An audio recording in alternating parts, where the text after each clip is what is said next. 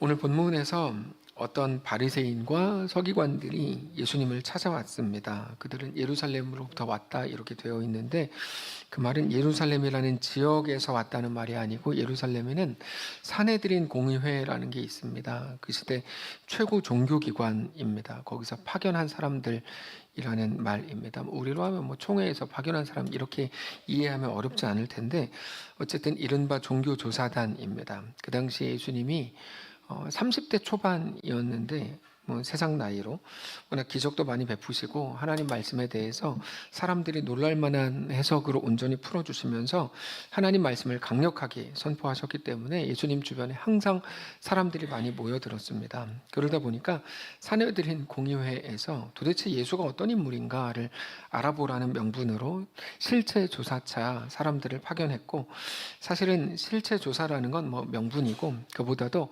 뭐라도 보이면 꼬투리를 잡아라, 이런 흠을 잡아라, 이런 이제 명분을 가지고 파견한 겁니다.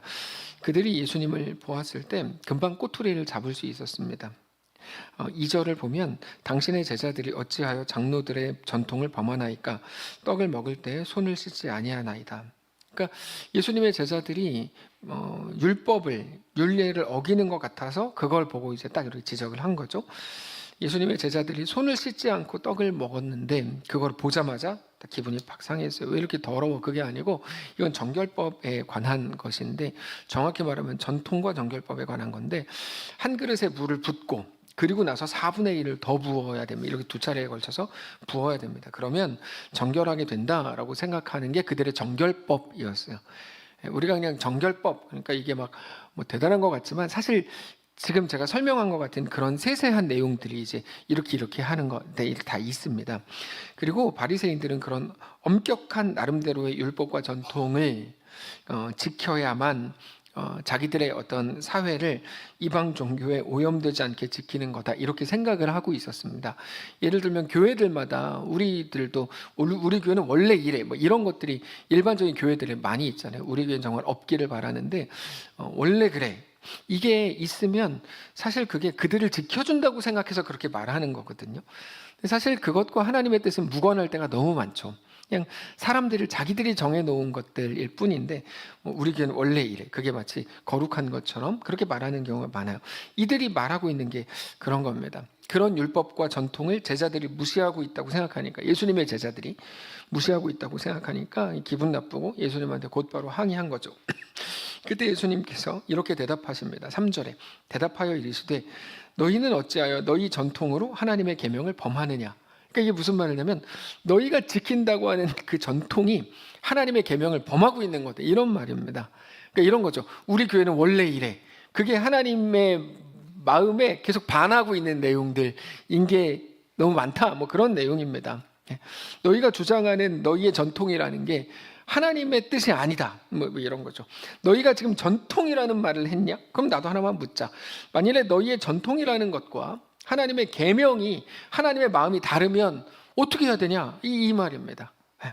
4절에 그러면서 예를 하나 들어주시는데, 하나님이 이르셨는데 내 부모를 공경하라고 하셨고 또 아버지나 어머니를 비방하는 자는 반드시 죽임을 당하리라 하셨다.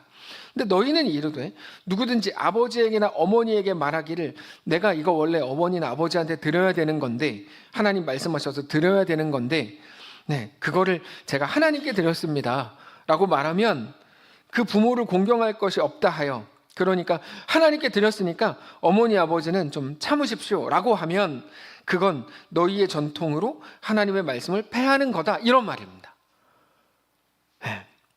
그러니까 하나님은 내 부모를 공경하라고 하셨는데, 더 이걸 정확하게 말하면 내 부모를 공경하라를 제대로 풀면 연로한 부모를 돌아보라, 이런 말입니다. 연로한 부모를 돌아보라고 하셨는데 그러면 갖다 드려야 되잖아요. 갖다 드리는 게 맞죠? 근데 바리새인들은 어떻게 가르쳤냐면 부모를 위해 쓸 돈을 성전에 바쳐도 된다, 성전에 바치면 부모에게 안 써도 된다라고 말했다는 거예요, 그들이. 그게 5절 6절 내용입니다. 그러니까 부모에 대한 의무를 행하지 않으면서도 성전에 큰 돈을 냈다는 이유로 마치 그는 하나님의 법을 어긴 자인데, 하나님의 법을 어긴 건데 오히려 경건한 사람이라는 인정을 받게 된다는 거죠. 성전에 돈을 냈으니까 경건한 사람이야. 근데 하나님의 뜻은 그게 아니고 연로한 부모를 돌아보라 이거든요. 그러니까 이게 앞뒤가 안 맞게 되면서도 그런 하나님의 뜻을 어겼는데 오히려 경건한 사람이 돼 있는 거야. 그게 예수님 말씀하신 겁니다. 네. 그렇게 해서 사람들에게는 매우 큰 칭찬을 받게 되었는데 하나님 나라 관점을 보면 하나님의 말씀은 어긴 자가 되는 거죠. 이런 일들이 아주 많다. 뭐 이런 말씀을 하시는 거예요, 예수님께서. 근데 우리 시대에도 너무 많습니다. 대표적으로 뭐 꼭 종교 이야기를 하지 않더라도 우리나라에서 말하는 법을 잘 지키면 좋은 사람입니까? 뭐 좋은 사람이라고 생각하죠. 근데 인간의 법이라는 게 완전하지가 않거든요. 그러니까 법은 인간이 자기들의 편의와 나름대로의 정의를 위해서 직접 만든 거기 때문에 사람들의 삶을 완벽히 따라올 수가 없습니다. 법은 지키는 게 중요합니까? 중요하죠. 그럼 예를 들어서 미국의 트럼프의 관세법 이런 거는 잘 지키면 좋은 나라인가요? 뭐 어쩔 수 없으니까 지키는 거지 우리가. 이런 게 되게 많아요. 일제시대 때 니네 창씨 개명해 뭐 이런 거 있잖아요. 그러면은 뭐 하면 잘하는 사람 인가요? 우리는 그럼 나카무라 씨가 되어야 그 시대로 하면 우리는 정말 좋은 사람들인가요? 그러니까 무슨 말씀을 드리려고 하냐면 인간이 만든 법을 완벽하게 지키는 게 진짜 좋은 사람인가? 여러분 그건 좀 다른 문제라는 거예요. 다른 문제입니다. 실제로 우리가 잘 아는 것처럼 국회의원들이 법을 만들 때 그 사람들이 엄청 교묘한 인간들이 대부분입니다. 국회의원들을 보면 저는 뱀처럼 보이는 사람들이 정말 너무 많은데요. 그들이 법을 만들 때부터 자기가 빠져나갈 국리를 하고 법을 만든다 그러잖아요. 제가 뭐 지금 사회를 욕하자고 하는 게 아니라 실제로 그러니까 국회의원이라고 많이들 말하지 않습니까? 그러니까 이제 국회의원을 잘 뽑아야 됩니다. 국회의원을 번호를 보고 뽑으시면 안 됩니다. 그거 진짜 나라 망하는 길입니다, 여러분. 누구 뽑아야 됩니까? 저한테 물어보세요, 제발. 목양실로 제발 와서 물어보세요. 그냥 하지 마시고. 자, 저 겁나요. 진짜 겁나요. 막 이런 말 할 때마다 왜 빨강색 너 입었어? 막 이러니까 제가 겁나요. 지난주에 파란색 메고 왔어요. 오늘 빨간색. 다음 주에 흰색 메고 오겠어요. 또 정당 색깔이네. 흰색 모르겠어요. 하여튼 그러니까 법을 다 지킨 사람이 좋은 사람이 아니라 좋은 사람이 좋은 사람이에요. 좋은 사람은 좋은 사람이에요. 선이 법보다 위에 있거든요. 근데 바리새인들이 그랬습니다. 그들은 하나님의 말씀을 지킨 게 아니고 그들의 전통을 지킨 겁니다. 그러니까 그들은 신앙을 한 게 아니에요. 하나님의 말씀에 순종하는 건 율법을 지키는 게 아니고 율법을 주신 하나님의 요구에 순종하는 거거든요. 율법의 대강령, 하나님을 사랑하고 이웃을 사랑해라. 예수님 말씀하신 율법의 대강령이 있잖아요. 근데 그냥 뭐 율법을 지켰으니까 난 됐다. 그렇지 않습니다. 그래서 우리는 하나님이 누구신가를 온전히 알아야 합니다. 하나님이 누구신가가 제일 중요한 문제입니다. 이렇게 해왔어. 그게 중요하지 않고 이게 사회적으로 좋은 거야. 이것도 중요하지 않아요. 중요한 건 뭐냐면 하나님이 누구신가. 그러니까 우리 하나님을 섬기는 거잖아요. 우리는 막 멋부리는 곳이 아니잖아요. 하나님을 섬기는 거죠. 하나님을 아는 방법은 딱 하나입니다. 하나님의 말씀을 통해서입니다. 결국에 하나님의 말씀 앞에서 우리 생각과 마음을 매일같이 점검받아야 합니다. 이 점검, 말씀 앞에서 우리를 계속 개혁해 나가기 때문에 우리가 개혁주의입니다. 제가 말장난이 아니고 그겁니다. 제가 말장난을 자주 하다 보니까 이게 말장난인지 아닌지 구분을 못 하시는데 여러분 이거는 개혁 성경에서 개혁 개정판인데 개혁은 이제 번역을 다시 했다는 말이고 우리는 개혁주의입니다. 개혁주의. 우리 장로교는 개혁주의예요. 개혁주의는 뭐냐면 매일같이 말씀 앞에서 우리 자신을 개혁해 나가야 된다. 이런 의미의 개혁주의입니다. 우리가. 그래서 우리는 말씀 앞에 우리 자신을 매일같이 점검받아야 해요. 말씀 앞에서 나를 다시 점검받는 이게 우리를 가장 건강하게 하는 것이기 때문입니다. 자, 오늘 우리는 교회 창립주의를 맞이했습니다. 어떤 교회가 건강한 교회일까요? 어떤 교회가 건강한 교회일까요? 생각해 보세요. 어떤 교회가 건강한 교회입니까? 사람이 많아지면 건강한 교회입니까? 그렇지 않습니다. 그럼 뭐 신천지는 엄청 건강한 교회게요? 그런 거랑은 1도 관련이 없습니다. 조금 관련이 있겠지. 그렇지 않습니다.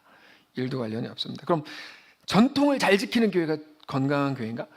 전혀 그렇지 않습니다. 반대로 우리 교회는 약간 굳이 따지자면 혁신적인 교회잖아요. 그럼 혁신적인 교회는 좋은 교회, 건강한 교회인가? 전혀 그렇지 않습니다. 아무래도 좋습니다. 전통을 지켜도 되고 혁신적이어도 괜찮습니다. 교회의 건강함은 그런 거에 있지 않아요. 그럼 뭘까요? 하나님 앞에서 듣고 하나님 앞에서 매일 점검받는 게 건강한 교회입니다. 다른 게 아니에요. 그러므로 우리가 정말 고민해야 되는 건 이겁니다. 하나님이 오늘 나에게 무엇을 말씀하셨는가? 이게 제일 중요합니다. 하나님이 오늘 나에게 무엇을 말씀하셨는가?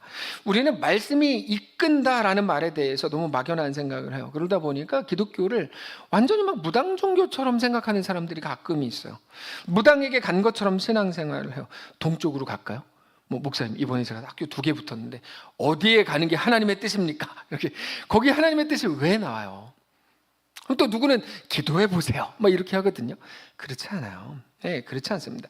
하나님이 우리를 이끌어가는 방식은 무당 같은 방식이 아닙니다. 네, 무언가를 정해주지 않아요. 그럼 이게 이제 헷갈리죠. 하나님이 말씀으로 이끈다며? 그럼 말씀으로 뭘 어떻게 이끌어? 여러분, 그 답을 드릴게요. 부담을 주세요. 하나님 말씀에 이끄시며요. 어떤 부담, 어떤 거룩한 부담을 주셨는가가 제일 중요합니다. 다만 그 부담 앞에서 부담스러우니까 거절했는가, 나를 거기에 내어드렸는가가 중요한 겁니다. 하나님 말씀은 부담스럽게 다가옵니다. 그 부담은 마치 내가 손해보고 죽는 길로 가야 될 것 같은 부담입니다. 그래서 거부하는 거예요. 사실 우리는 하나님의 뜻을 분별하는 게 절대 어렵지 않습니다. 성경을 보면 하나님의 뜻을 분별하는 게 어렵게 나오질 않아요. 너무 쉽게 나와요. 성경을 보면 정말 너무 쉽게 나와요. 뭡니까? 하나님의 뜻이 뭘까요? 내 자아가 부담스러워하는 거, 내가 깨지는 길, 내가 수고하고 헌신하는 방향으로 우리를 하나님이 이끌어 가시기 때문에 그 거룩한 부담이라는 게 하나님이 우리에게 하나님의 뜻을 가르쳐 주시는 가장 명확한 바로미터이기 때문에 어렵지 않습니다. 근데 하나님의 말씀이 주어졌을 때 내가 요리조리 피해가려고 하면 어려워요. 막 화도 나고 짜증도 나고 막 나만 공격하는 것 같고 왜 나한테만 그래? 막 이런 생각이 들어요. 내가 막 일본에 가장 빠르다고 알려진 사람 비사이로 막가 그 사람처럼 막 빠르게 막 가야 된다고 생각하니까 막 어려운 거예요. 근데 하나님의 말씀이 나에게, 아까 우리 장로님 기도하셨잖아요. 하나님의 말씀이 내게 딱 오고 내가 순종하는 과정이 쉽지는 않겠지만 하나님의 말씀을 분별하는 건 여러분 전혀 어렵지 않습니다. 어렵다면 하나님이 우리에게 하나님 말씀을 들어라, 순종해라 말씀도 안 하셨을 거예요. 하나님 말씀을 우리가 분별하는 건 매우 쉽습니다. 왜냐하면 하나님의 말씀이 우리에게 오는 그 루트가 너무 단순하기 때문이에요. 그건 이미 예수님이 우리에게 보여주신 공생애의 삶이었어요. 인간의 몸을 입고 오셨고 이게 다 죽는 길입니다. 십자가의 길로 걸으셨고 십자가를 지시고 죽으셨습니다. 근데 놀라운 건 뭐냐면 예수님의 죽으심과 그 길을 통해서 하나님이 우리에게 영원한 생명을 주셨어요. 놀라운 게 이겁니다. 잘 생각해 보시면 하나님이 구원을 우리에게 주셨는데 하나님이 우리에게 구원을 주시는 방식이 뭐였다고요? 예수님의 죽음, 예수님의 십자가였다고요. 하나님은 한 번만 그렇게 행하시고 끝나는 게 아닙니다. 매일같이 우리에게 동일한 역사를 이루시겠다고 말씀하세요. 너의 죽음을 통해 놀라운 역사를 이룰 거야. 죽는다는 게 이렇게 죽는다는 의미라기보다 우리의 하나님께 드림을 말하는 거죠. 우리의 죽음을 통해 하나님은 놀라운 역사를 이루십니다. 하나님의 방식입니다. 죽음으로 생명을 낳는 거죠. 그래서 우리의 죽음을 필요로 합니다. 죽음의 냄새가 나야 됩니다. 우리의 결정에. 우리 결정이 죽음의 냄새가 안 나게 하면서도 좋은 결과를 내려고 하는 건 그거는 가룟 유다가 했던 겁니다. 그런 건 없습니다. 구원은 하나님이 주십니다. 그런데 우리의 죽음을 필요로 합니다. 그래서 우리에게 거룩한 부담을 주시는 겁니다. 왜 주실까요? 놀라운 역사를 이루시려고요. 그게 우리에게 대한 하나님의 요구요, 하나님의 말씀입니다. 결국에 말씀이 나를 어디로 이끌어가는가, 어떤 부담을 주는가, 뭐라고 하시는가를 듣고 그 길을 따르는 것이 성도요, 온전한 교회가 되는 겁니다. 교회는 한자어입니다. 가르칠 교회 모일 회자를 써가지고 교회라고 부르는데 모임이라는 의미이지만 정확한 성경적인 의미로 보면 우리 각 사람이 하나님의 교회요, 성전입니다. 우리가 신앙을 신비적으로 하려고 그러면 이제까지 많은 사람을 그렇게 해왔어요. 기도원 가가지고 뭐 하면 이렇게 뭔지도 모르는데 일단은 막 해가지고 불을 받았대, 만약에. 그래서 1000명 중에 한 명이 막 불을 떠다니는 게 보였고 거기 딱 들어갔대. 막 이렇게 헛소리들을 많이 했거든요. 헛소리들입니다. 그렇게 했을, 그러니까 신앙의 성경적인 기초가 다져지지 않았을 때는, 그러면 이게 정리도 안 되고 그렇다는 것 같은데 이게 잘 정리가 막 안 되고 막 그래요. 근데 그 말 하는 사람도 자기가 무슨 말 하는지 모르고 한 소리예요. 모르고 한 소리예요. 왜냐면 자기가 만든 거거든요. 성경에 나오는 대로 그렇게 안 돼 있거든요. 근데 성경 중심으로 신앙생활하는 건 어렵지 않아요. 부담스러워서 그렇지 어렵지 않아요. 이거 되게 쉽습니다. 성경의 선배들이 그랬던 것처럼 하나님의 말씀이 주어졌을 때 내가 하나님 말씀에 이끌리는 거예요. 어떻게 더 쉽습니까? 이거보다 어떻게 더 쉽습니까? 결국 우리가 해야 되는 고민이 늘 한 가지입니다. 내가 하나님 나에게 뭐를 말씀하셨지? 그러면 난 하나님을 어떻게 섬기지? 내가 하나님께 나를 어떻게 내어드리지? 이 고민입니다. 어떻게 하나님이 나를 마음껏 부리시도록 나의 전부를 주님께 내어드릴 것인지를 고민하는 것, 그게 신앙입니다. 늘 말씀드리는 것처럼 하나님의 언약, 하나님은 우리의 아버지, 하나님이 되시고 우린 그분의 백성이 되는 것, 그거죠. 주님, 나를 오늘도 마음껏 부려주십시오. 내가 하나님의 다스림을 받겠습니다. 우리는 매일 이 준비를 해야 됩니다. 교회 나오시기 전에 무슨 생각을 하셔야 되는 줄 아세요? 오늘도 그 인간을 보면 내가 진짜 어떡하지? 이거 아니고 우리가 해야 되는 생각은, 주님, 오늘 나에게 말씀하십시오. 내가 주의 다스리심을 받겠습니다. 저도 그 고민하고 그 기도해야 되고 우리 모두가 그 기도해야 돼요. 자, 결국에 하나님의 말씀이 우리를 이끌어 가시는 순서를 봐야 되는데, 하나님의 말씀은 이제 좀 문제라기보다는 좀 어려움이 있어요. 뭐냐면 언제나 대부분 덩어리로 주어져요. 덩어리로. 이게 좀 어려워요. 이것만 말씀드리고 마칠게요. 덩어리로 주어져요. 그래서 그 말씀을 고민하지 않으면 하나님의 말씀이 표어가 돼요. 이건 최악입니다. 최악입니다. 그래서 표어를 외치는 조직이나 교회가 많습니다. 이건 부족한 겁니다. 왜냐하면 표어는 사람을 못 바꿉니다. 역사적으로 못 바꿉니다. 표어는 아무런 역사로도 이어지지 않습니다. 표어에는 능력이 없습니다. 예를 들어 볼게요. 예를 들어서 하나님이 너희는 뭐 사랑하라 말씀하시잖아요. 항상 기뻐하라, 쉬지 말고 기도하라, 범사에 감사하라, 이런 걸 막 표어로 쓰잖아요, 사람들이. 예를 들어 사랑하라 말씀이 선포됐어요. 사랑이라는 건 좋은 거죠. 근데 사실 되게 무능한 거예요. 사랑이 뭡니까? 사랑은 해야 되는 거죠. 근데 사랑은 어떻게 하는 겁니까? 사랑은 오래 참고이죠. 그러니까 사랑은 오랜 견딤이고 고통에 대한 인내입니다. 그게 사랑입니다. 우리가 자녀들을 사랑한다고 할 때 그게 뭡니까? 예뻐 죽겠어, 이게 사랑이 아니죠. 사랑한다고 할 때 얘를 견뎌주는 게 사랑이잖아요. 그게 사랑입니다. 네. 그러니까 누군가를 하나님이 사랑하라고 나에게 말씀하셨다면 우리는 그 사랑을 어떻게 받아들이는 거죠? 그에 대한 고통을 인내하고 감당하라, 이 말이에요. 네. 교회를 사랑하라, 그건 무슨 말입니까? 교회로부터 오는 고통과 어떤 그런 마음들을 인내하라가 교회를 사랑하는 거예요. 그렇죠? 맞습니다. 언제요? 오늘. 근데 사랑을 말로만 하고 표가 됐으니까 다 같이 표 외칩시다. 사랑합시다. 사랑합시다. 사랑합시다. 사랑합시다. 3번 외쳤어요. 그거는 완전히 무능한 거예요. 네. 사랑을 말로만 하고 그 사람에 대해 인내하지 않는 건 사랑을 무능하게 만드는 겁니다. 그냥 교회 가가지고 그 사람 얼굴 보는 게 싫다, 이상한 소리나 하고 있는 거죠. 나는 그 사람 얼굴 보는 게 싫어. 왜 싫어요? 그 사람 눈이 찢어졌어.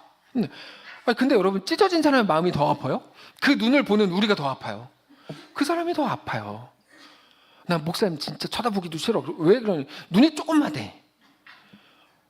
그런 사람은 없었어요. 그런 사람 없었는데, 그러면은 눈이 조금만 제가 힘들어요? 눈이 조그만 거를 보는 여러분이 힘들어요. 그러니까 우리가 생각을 해야 돼요. 네. 사랑은 인내인데 인내하지 않는 사랑은 사랑이 아니죠. 하나님의 말씀이 아무리 그렇게 주어져도 사랑하지 않아. 뭐 하자는 겁니까? 뭐 하자는 거죠, 이게? 그러니까 사랑하라, 이건 안 불편해요. 안 불편해요. 사랑 뭐 아가페 그러면서 막 쭉 설명하면 안 불편해. 하나도 안 불편해요. 근데 그거를 내 삶으로 옮기려고 그러면 못 하겠어요. 너무 불편해요. 못 견디겠어요. 진짜 다 사랑할 수 있는데 한 명은 못 하겠잖아요. 한 명. 그 사람들 다 있으시죠? 저는 없습니다. 근데 이제 그 사람도 있으시죠? 네. 그 문제인 거예요. 그 문제. 그래서 성경적으로 사랑과 인내가 같은 말인데 재밌는 거는 한국인들 이름 중에 사랑은 엄청 많은데 인내라고 진 사람은 전 못 봤어요. 네. 뭐 이사랑, 뭐 최사랑 많은데 이인내 뭐 이런 거 없어요. 근데 성경적으로는 두 개 같은 뜻입니다. 사랑과 인내가. 그러니까 우리가 성경적으로 하려면 이제 인내라고 또 해 보아야 해요. 사랑은 말은 좋은데 능력은 없습니다. 인내는 말은 싫은데 강력한 능력이 있습니다. 네. 거의 모든 말씀이 다 그렇습니다. 그래서 하기 싫고 못 하겠는 거예요.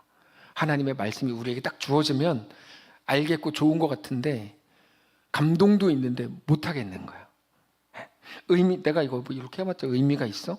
그게 자존심만 상할 것 같고 그래서 뭐 어떡하라는 거야 이런 생각을 하는 거죠. 근데 여러분 우리 생각으로만 못 하겠는 거야. 우리가 할 수 있기 때문에 우리에게 하라고 하시는 거거든요. 그래서 역사상 가장 잘못된 말, 이 교회는 뭐가 없어 시리즈. 이런 분들, 이런 놈들 꼭 있잖아요. 교회들마다 그런 말 하는 사람들이 꼭 있어요. 우리 교회라고 안 해요. 그 사람들은 특징. 이 교회, 이 교회, 이 교회는 사랑이 없어. 이 교회는 감사가 없어. 이 교회는 뭐 기도가 없어. 전문용어로 뿌락치들. 근데 이게 제일 나쁜 말입니다. 왜요? 이 말이 하나님의 말씀을 가장 무능하게 만드는 말이기 때문입니다. 왜 무능하게 하는 겁니까? 안 한 사람이 문제지. 안 한 자기가 문제지. 왜 욕하는 사람이 문제냐. 이렇게 생각할 수도 있어요.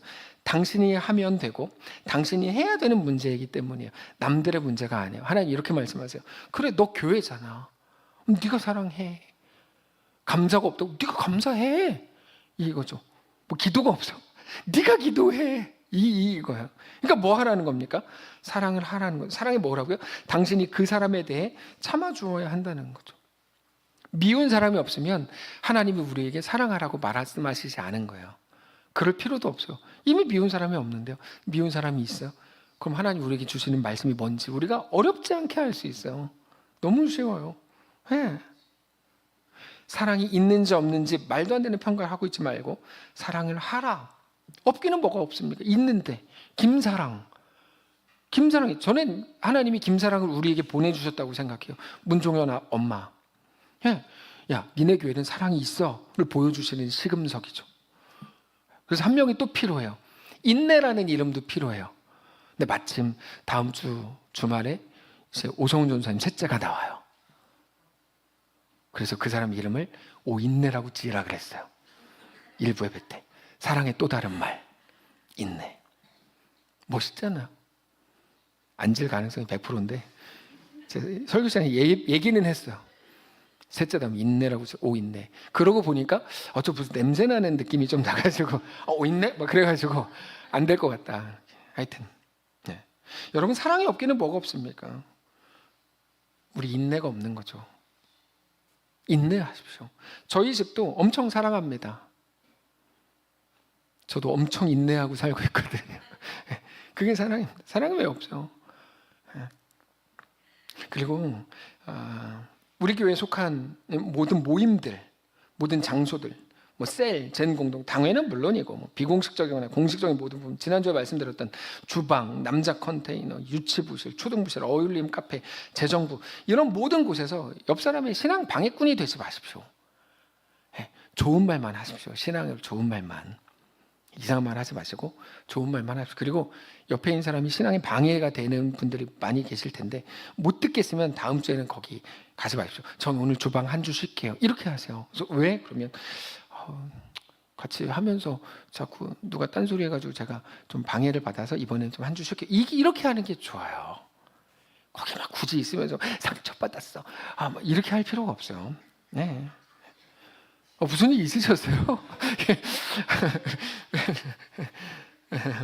결국에 우리는 모든 공동체와 모든 곳에서 하나님이 우리에게 주시는 말씀을 구체화해야 됩니다. 거기에 생명력이 있습니다. 종교라는 이름으로 막 표만 만들어내는 무능한 공동체가 되어서는 안 됩니다. 거기는 하나님 말씀이 없습니다.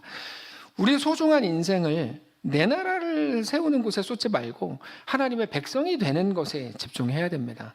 그렇게 말씀에 나를 끌고 들어가는 거, 그 고민을 하는 게 하나님의 준엄한 명령입니다. 나를 마음껏 부르시도록 나를 내어드리는 거죠. 특별히 우리가 내년에 진짜 불행하게도 예수님이 올해 안 오신다면, 저는 그게 우리 역사 가장 불행이라고 생각하는데, 불행하게도 올해 예수님이 안 오신다면 진짜 비참하게도 우리는 내년을 또 맞이해야 되는데, 우리가 내년을 정말 맞이하게 된다면 그때 집중하려고 하는 게 바로 예배입니다.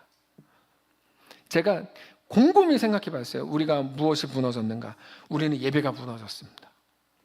이렇게 확정적으로 말씀드려 죄송합니다. 근데 저는 말해야죠. 우리는 예배를 회복해야 됩니다. 지금 우리 교회의 문제를 진단해 본 다른 어떤 것에 있지 않고 예배를 회복해야 된다는 생각이 들었어요. 근데 최소한 주님 예배를 회복시켜 주십시오, 이 기도는 하지 마세요. 이거는 매우 비겁한 기도입니다. 왜냐하면 예배는 우리 각자가 해야 되는 일이지 다른 누군가가 예배를 막 이렇게 되는 건 아니거든요. 그러니까 내가 예배를 회복해야 돼요. 예배의 회복은 우리가 해야 됩니다. 예배는 뭡니까? 하나님을 경배하는 행위입니다. 자, 아주 중요한, 지금부터 예배는 하나님을 경배하는 행위. 먼저는 말 그대로 예배를 참석하는 걸로 시작합니다. 오전 예배, 오후 예배, 수요 예배, 아침 경건 예배 다 참석하십시오. 찬양할 때, 예배 때 우리가 찬양하고 기도하고 말씀을 나누고 헌금하고 4개로 나뉘어져 있어요. 네, 크게 섹터가. 찬양할 때 모르면 앞에 가사 띄워드리니까 읽으면서라도 고백을 하세요. 그게 맞아요. 그게 맞아요. 하나님을 찬양하는 시간은 땅을 보낼 시간이 아니에요. 그거는 멋있는 게 아니에요. 절대로 멋있는 게 아니에요. 성경 읽는 시간도 아니에요. 예배 찬양할 때 왜 성경을 읽어요? 성경은 집에 가서 읽으세요. 평소에 읽으시고. 제가 지난 수요일 날 말씀을 드린 것처럼 성경 읽는 거 나왔으니까 우리 교회 중직자분들, 장로님 4분, 뭐 더 계시죠? 더 계세요. 이중훈 장로님 계시고, 뭐 정 장로님 계시고, 김소원 장로님 계시고, 7분 계시네. 장로님들. 근데 은퇴 장로님들은 예외. 왜냐하면 시무 장로님들 그리고 권사님들, 안수 입사님들 내년부터 필수로 성경 통독반 들어가십시오. 네. 우리 교회 성경 통독반만 하셨어도 10번 이상 읽으셨어요. 근데 뭐 예를 들어서 우리가 뭔데 성경은 안 읽어. 저 혼자 집에서 읽는데요. 너무 잘하신 거예요. 집에서도 읽으시고 성경 통독반도 읽으세요. 2배로 빨리 읽으시겠네. 더 좋은 일이에요. 무조건 들어가세요. 네. 그거 하셔야 됩니다. 아무것도 안 하고 그냥 저는 아니 어차피 됐으니까요. 그거는 아닌 거죠. 안 들어가셔도 됩니다. 이건 강제로 할 수 없으니까 대신 주보에 이름을 내겠습니다. 안 들어가신 권사님 누구, 안 들어가신 안수 집사님 누구, 이렇게. 치사해도 어쩔 수 없어요. 어떻게 안 들어간 것도 치사한 거지 저만 치사한 건 아니니까요. 네. 신청하시고 꼭 하십시오. 진심입니다. 자, 예배는, 그리고 예배 다시 돌아와서 예배 때는 여러분 하나님을 바라보셔야 돼요. 하나님을 의식하셔야 됩니다. 하나님을 경배하고 찬양하는 그 시간에 나는 모르는 노래야, 이건 그냥 젊은이들 노래야 라고 계시면 안 돼요. 하나님이 너 왜 노래 못해? 너 왜 이것도 몰라? 라고 하지 않으세요. 하나님은 그 시간에 가사를 통해 하나님을 높이기를 원하실 분이에요. 네. 모르는 노래라도 가사를 보고 하나님께 고백을 하셔야 돼요. 그게 찬양입니다. 찬양할 때 혼자 안 하면 안 돼요. 예배를 하셔야 돼요. 예배가 왜 무너졌다고 말씀드리냐면 이런 것 때문이에요. 이런 것 때문에. 앞에서 찬양 인도하는 찬양팀은 공연팀이 아닙니다. 박신희 사님이 공연하고 있는 게 아니에요. 네. 흥을 돋우는 사람들도 아닙니다. 하나님을 찬양하는 분들이에요. 그래서 이스라엘에서는 원래 전통적으로 예배할 때 빠른 찬양을 우리가 그러자는 게 아닙니다. 그 이야기 말씀드리는 건데 빠른 찬양을 안 해요. 절대 안 해요. 우울한 노래밖에 안 해요. 이스라엘은. 왠 줄 아세요? 인간의 흥을 억지로 돋우지 말자. 가사를 하나님께 정말로 고백하자. 이런 의미로 지금 막 기타 치고 막 우리 다 하지만 원래 예전에는 그렇게 했었습니다. 다 이스라엘은. 근데 우리가 하죠. 우리는 악기 다 하죠. 그러나 가사를 고백하셔야 돼요. 하나님을 경배하는 시간인데 왜 경배를 안 하고 있냐고. 그러니까 예배가 무너진 거죠. 무슨 말인지 이해가 되십니까? 예배 때 사람이 많이 와야 된다고요? 무슨 상관입니까 그게? 그게 무슨 상관입니까? 우리 기분만 좋지. 우리 기분이 좋아지는 게 하나님을 경배하는 거랑 무슨 상관입니까? 아무 상관없습니다. 그저 우리가 하나님을 찬양하고 하나님 앞에 엎드리고 하나님 말씀을 듣고 주의 사람을 내가 살겠습니다. 결단하는 게 전부입니다. 예배는. 근데 그게 무너졌다는 거예요. 네. 함께 찬양하고 고백하도록 앞에서 돕고 찬양하는 분들 찬양팀입니다. 그래서 아는 노래가 나오면 막 나도 은혜였어 막 하고, 모르는 노래가 나오면 에이씨 그것도 찬양을 보고, 그러면 안 돼. 우리 콘서트 온 게 아니에요. 그리고 하나님이 우리의 기도를 받으신다고 정말 생각하면 고작 사람들 들으려고 감동적인 말들로 기도 못합니다. 저 오늘 박주철 장로님 기도가 역사상 가장 좋았습니다. 네. 우리 예배는 오직 하나님께만 드려져야 됩니다. 다른 어떤 것도 없습니다. 기도는 절대로 은혜를 끼치는 게 아닙니다. 그 제일 잘못된 말입니다. 그 말이 어떻게 감히 은혜를 끼친다는 표현을 합니까? 그럼 말도 안 되는 소리입니다. 은혜는 하나님이 주시는 거지 사람이 끼치는 게 아닙니다. 그건 있을 수 없는 표현입니다. 네. 하나님의 말씀이 그리고 선포될 때 혼자 인상 쓰고 있을 수 없어요. 너무 불편하죠, 교회가. 네. 말씀 들었잖아요. 오늘 하나님 말씀이 전해질 때 부담스럽고 불편하게 다가온다니까요. 항상 이런 모습들이 우리가 예배가 무너져 있다는 증거입니다. 여러분, 예배를 무너뜨리지 말아야 합니다. 우리 각 사람의 예배가 진짜로 회복되어야 됩니다. 하나님 앞에 나아가서 주님 그렇습니다. 주님을 높이고 주님 나에게 은혜를 주십시오. 고백하고 하나님 말씀을 듣고 주님 내가 주의 뜻대로 살겠습니다. 고백하고. 여러분, 그 예배잖아요. 뭐가 예배입니까? 이게 예배지. 근데 우리 속에 그게 사라졌다면 예배가 무너진 겁니다. 교회는 예배가 무너지면 끝나는 겁니다. 2026년에는 불행하게도 2026년이 시작된다면 우린 예배를 회복해야 됩니다. 다른 어떤 것도 없습니다. 네. 우리가 젊었을 때 뒷짐지고 있는 분들 좋아 보이셨어요? 저는 안 좋아 보이던데요. 네. 거들먹거리면 안 됩니다. 다 죽는 겁니다. 우리는 건강한 교회 해야 합니다. 옛날에 제가 대학교 때 우리 교회에서 찬양 인도할 때 한 분이 손 들고 저한테 그랬어요. 찬양 중에 아는 거 합시다 그랬어요. 아는 것 좀 합시다. 좋아 보이지 않던데요. 아냐 모르냐는 중요하지 않아요. 하나님 앞에 나아가서 모르는 노래면 어때요? 가사 고백하는 건 아무 문제 없죠. 네. 얼마 전에 어떤 글을 읽었는데 그 교회 성도가 포스트잇에 적어놓은 글이에요. 거기 이렇게 적혀 있었어요. 교회의 참된 성공은 하나님께 순종하는 것이다. 그 말에 전적으로 동의합니다. 그게 교회의 성공이 맞습니다. 교회는 회사가 아닙니다. 기업이 아니에요. 우리 막 재정을 늘리고 그래서 안정적인 수익이라는 말도 웃긴 말인데 그렇게 가는 곳이 그런 곳이 아니에요. 교회는. 교회는 하나님께 순종하는 곳이에요. 그래서 우리가 해야 될 고백이 있다면 주님 오늘 나를 어떻게 부리시든지 내가 주님의 인도하심과 이끄심에 따를 준비가 됐습니다. 나를 써주십시오. 이 고백을 해야 합니다. 전통을 지켜야 될까요? 혁신적인 교회여야 될까요? 둘 다 맞지만 어떤 의미에서 보면 둘 다 틀렸습니다. 그런 것들로 교회가 건강해지지 않습니다. 말씀에 대한 깊은 묵상, 말씀을 내 삶으로 끄집어 들어가는 것을 통해서 그렇게 우리 자신을 하나님 앞에 온전히 내어드리는 것을 통해서만 우리는 진정으로 건강한 교회로 세워질 수 있습니다. 죽지 않으려고 우기면 안 됩니다. 우리가 죽고 예수가 사셔야 됩니다. 하나님이 다스리는 각 사람, 교회, 공동체가 되어야 합니다. 그리고 그 예배는 우리 일상으로 비로소 이어집니다. 하나님이 우리에게 주신 거룩한 부담은 일상에 관한 겁니다. 그래서 우리의 신앙은 일상을 떠나선 존재할 수 없습니다. 우리의 일상은 뭐죠? 그 사람과 싸운 일상이고 감기 걸린 그 길에서 넘어졌고 교통사고 났고 사업에 실패했고 혹은 생각지도 못했는데 좋은 대학에 합격하고 그런 모든 일상 속에서 하나님이 나에게 주신 말씀을 어떻게 적용하고 어떻게 구체화할 수 있을지 고민하는 것, 그게 신앙입니다. 계속 고민을 하셔야 됩니다. 오늘 설교 진짜 싫었어. 날 공격하는 것 같았어. 여기서 좋아요. 네, 공격으로 들으셨다도 괜찮아요. 중요한 건 여기에서 그런 게 만약 그게 하나님 말씀이라면 주님 내가 어떻게 따르기를 원하십니까? 라고 물으셔야죠. 하나님께 듣고 그 길로 가는 거. 그게 하나님의 백성의 삶이에요. 늘 말씀드리는 것처럼 일상을 막 다 내던지고 내게 주어진 상황과 환경을 다 피하고 도망치는 건 우리 기도 제목이면 안 됩니다. 매일 우리가 그 기도하면 안 됩니다. 내 걸 바꿔주십시오. 나에게 기적을 주십시오. 어떻게 여러분 그게 우리 기도의 제목이면 안 됩니다. 그럼 무슨 기도해야 됩니까? 지난주에 말씀드렸던 것처럼 우리가 땀구멍에서 피가 나기까지 해야 되는 기도는 예수님의 기도죠. 주님, 내 원대로 하지 마시고 아버지의 뜻대로 되기를 원합니다. 그게 기독교입니다. 내가 아니라 오직 하나님이 전부요 주인이신 것을 믿는 것, 그게 기독교입니다. 이렇게 설교하는 사람이 어디 있습니까? 너무 솔직하게 하잖아요. 내가 복 받는 곳이 아닙니다. 하나님이 주인 되시는 곳입니다. 말씀을 정리하겠습니다. 우리 주님은 우리가 우리 주님을 닮기를 원하십니다. 그러라고 교회를 세워주신 겁니다.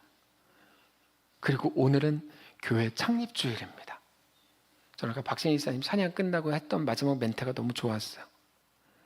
하나님이 어떻게 일하셨고 하나님이 어떻게 역사하셨는지 우리는 지금 다 보고 있어요. 저 올라올 때 게시판 너무 좋았어요. 게시판 다 보셨어요? 못 보셨죠? 네. 그래서 김초훈 장로님도 내려가실 때 못 보셨다 그래요. 내려가서 꼭 보시라 그랬어요. 그 장로님 얼굴 나와요. 모두가 놀랐어요. 정정량 장로님이 이렇게 잘생기신 분이었어? 그래서 제가 그랬어요. 젊었을 땐 잘생겼었어요. 네. 지금도 잘생기셨어요. 갑자기 인상을 쓰셔가지고.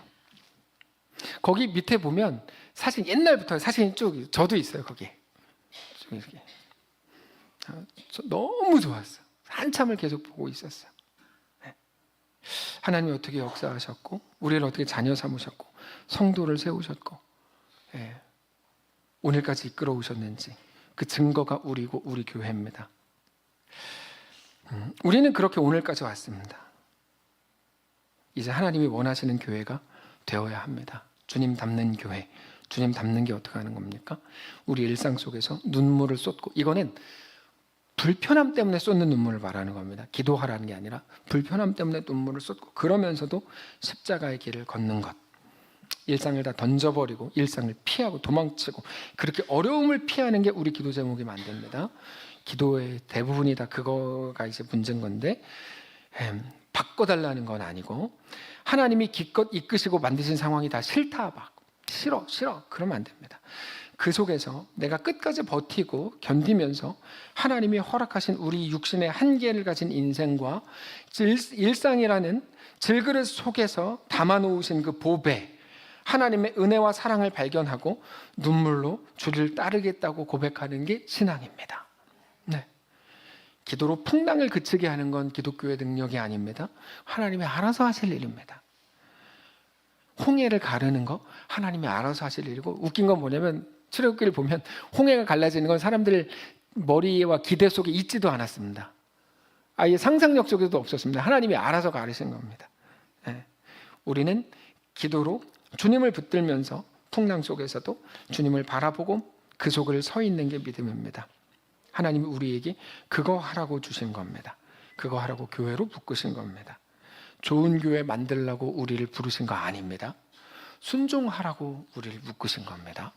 오해하지 마십시오. 우리가 사는 그 현장에서 무엇을 말씀하시는지를 듣고 이 질그릇 같은 내 삶과 내 속에서 그 말씀을 어떻게 구체화할 수 있을지를 고민하고 묵상하십시오. 그렇게 우리 믿음과 고백이 우리 일상에서 구체화되고, 우리 주님이 걸으신 십자가의 길을 걷게 되고, 우리 짧은 인생 속에서도 하나님을 닮은 자가 되고 하나님을 마음껏 경험하고 마음껏 누리는 진짜 교회가 되시기를 주님 이름으로 축복합니다. 기도하겠습니다. 하나님, 45년의 긴 역사, 물론 하나님 창조 역사로 보면 너무 짧은 순식간의 일인데, 이 기간 동안 기적적으로 우리를 모으셨고 우리를 부르셨습니다. 주님, 하나 되게 하셨고 하나님의 자녀로 세우셨으니 감사합니다. 이 교회를 통해 수많은 사람들이 주께 나와 엎드렸고 하나님의 자녀가 된 믿음의 구원의 방주가 되었으니 너무너무 감사합니다. 지나간 과거 우리가 기억하지만 오늘 이 시간 우리가 하나님 앞에 나아가 다시금 엎드립니다. 주님, 우리를 마음껏 다스려 주시고 우리를 부려 주십시오. 나는 주님의 것입니다. 우리 모두가 하나님의 백성으로 내 정의와 내 옳음이 아니라 하나님의 이끄심을 따라가는 기적 같은 진짜 교회가 되게 하여 주시옵소서. 매우 추운 계절을 지나가야 할 많은 성도들이 있는 줄 압니다. 그들을 위로하셔서 가장 하나님의 은혜로 따뜻한 시기 보낼 수 있도록 인도하시고, 하나님 앞에 놀라운 감격의 고백들만 넘쳐나는 사랑하는 교회와 모든 성도들이 되게 하여 주시옵소서. 우리 주인 되신 살아계신 우리 주 예수님의 이름으로 기도합니다. 아멘. 이제는 우리 구주 예수 그리스도의 은혜와 하나님 아버지의 다함없는 사랑과 성령의 교통인도 역사 위로 함께 하심의 은사가 이 시간 주를 바라보며 예수 안에 있는 놀라운 생명을 발견한 자들로 하나님 나라 백성이 되기를 소원하고 또 그 길로 걷기를 결정하는 오늘 거룩한 부담 앞에서 내 인생을 드리기로 작정하는 사랑하는 모든 성도들 머리머리 위에와 그들의 자녀들 위에 그들의 가정 위에 사랑하는 이 교회 위에 이제까지 걸었던 길을 생각하며 앞으로의 길을 주님께 맡겨드리는 사랑하는 모든 성도들 머리머리 위에 이제로부터 영원까지 함께 계실지어다. 아멘.